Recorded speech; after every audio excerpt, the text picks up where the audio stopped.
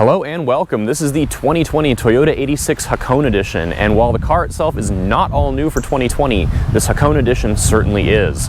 Let's talk about what the Toyota 86 is, what the Hakone Edition adds to it, and then we'll go for a quick drive to see what it's like to be behind the wheel of a car that looks so good in this green paint. Now before we get started, please do take a second to subscribe to the channel right here. We're putting out a lot more video content this year with new cars, track cars, street cars, off-roading, you name it, we're gonna do it, and we would love to have you join us for all of that and so much more. So with that said, let's get started.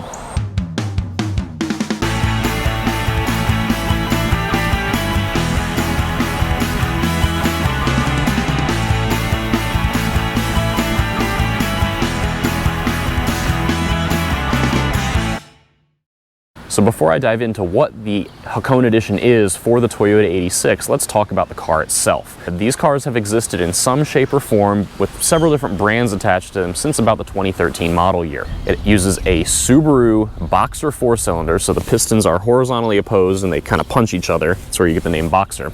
And that engine makes 205 horsepower and about 155 pound-feet of torque. It makes both of those figures high up in the rev range. It makes its maximum 205 horsepower at 7,000 RPM and its torque a little bit lower, but in both cases you really have to wind the engine out to make that power. You can get this car with either a 6-speed manual or a 6-speed automatic with paddle shifters.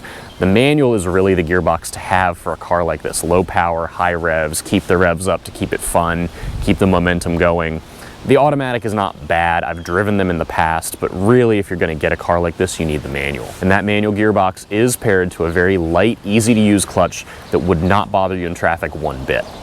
Obviously, given everything going on right now, I haven't had to deal with any traffic driving this car, but it still bears mentioning once the world returns to a little more normal state and people may be using these as commuter cars. Now, all Toyota 86s are rear-wheel drive and come with a limited slip differential to help put that power down to both wheels.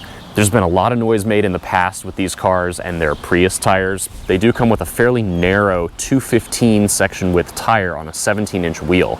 It's a unique 17-inch wheel for the Hakone. We'll come back to that in a minute. But the concept of a Prius tire is a little misinformed. Yes, the tires are a little narrow given what kind of car this is, but it's the right amount of tire to keep the limits low. Toyota and Subaru really worked hard to make a car that's fun on the street just as much as it can be on the racetrack. And part of that comes from having tires that are not too grippy, not too wide, because there's frankly not a ton of power to put down here. The car weighs about 2,800 pounds, but these tires are just wide enough and just sticky enough to let you have a little bit of fun if you're trying to put some power down out of a corner and maybe break the back end loose just a hair. So what is the Hakone Edition to the 2020 Toyota 86? Well, like I said, it is a new package for this model year.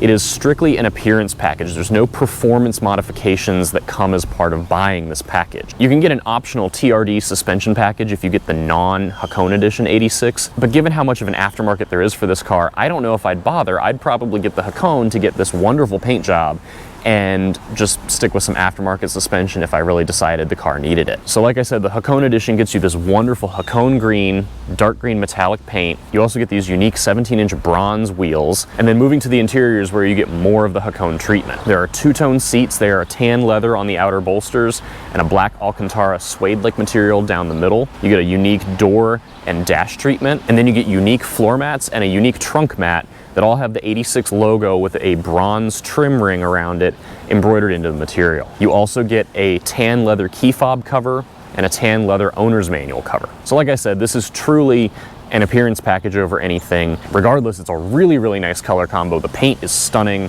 The interior is very nice. You do get heated seats just like in the 86 GT. And then otherwise the interior is fairly standard fare. So with all that, let's hop into the 86 Hakone and take it for a quick spin and talk about some driving impressions.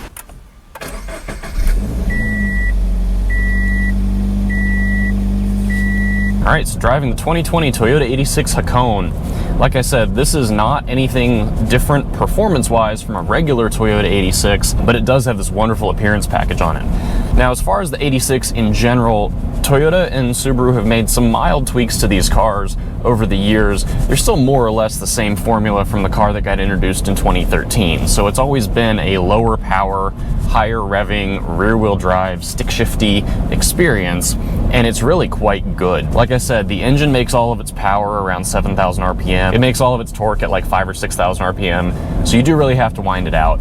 And the stick shift in here is very clearly the way to order the car. I don't think it would be nearly as engaging or fun if you got the automatic. As far as how the manual drives, I do find it to be fairly pleasant.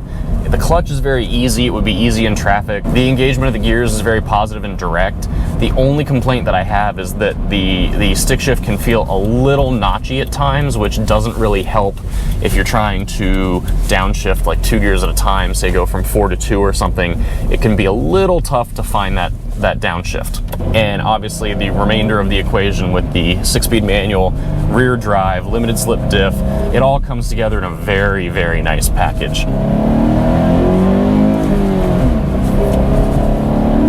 Now the engine does have a really good noise here. It's got that interesting boxer flat 4 kind of warble going on. The exhaust is really nice. The intake noise is really nice. And I think the thing I love about cars like these is that you do have to wind them out to make power, but they don't make enough power to really get you in trouble on the street. So you can play a little bit and you're not really going that fast.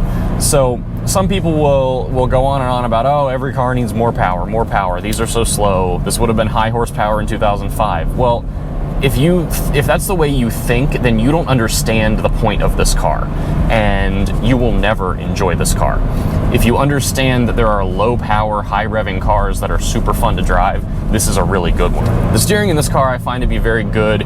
We have another contributor, James, to our website, who actually leased one of these cars a few years ago for a 3-year lease term. He claims this was the best feeling steering in a car he's ever driven.